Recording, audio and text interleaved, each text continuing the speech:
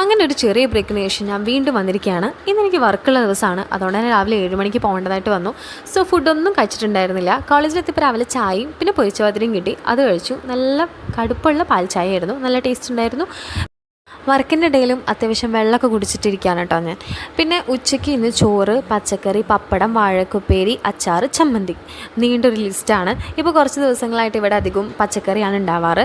നല്ല ടേസ്റ്റ് ഉണ്ടായിരുന്നു, വിശപ്പുള്ളതുകൊണ്ട് അടിപൊളിയായിരുന്നു. പിന്നെ റിട്ടേൺ വരുന്ന വഴിക്ക് എനിക്ക് വീണ്ടും വിശന്നു.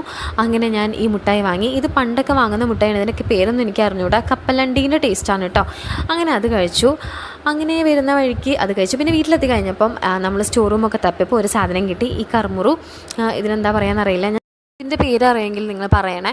അങ്ങനെ അതൊക്കെ കഴിച്ചു. ഇത് ശരിക്കും അൺഹെൽത്തി ആണ്, പക്ഷേ ഇങ്ങനത്തെ ചിപ്സൊക്കെ കഴിക്കുമ്പോൾ ഭയങ്കര സാറ്റിസ്ഫാക്ഷൻ ആണല്ലോ. അതൊക്കെ കഴിച്ചു. പിന്നെ രാവിലെ ഉണ്ടാക്കിയ നൂൽപുട്ടും ഇഷ്ടുക്കറിയും ഉണ്ടായിരുന്നു, അത് കഴിച്ചു. എനിക്ക് ഭയങ്കര ഇഷ്ടപ്പെട്ട ഫുഡാണ്.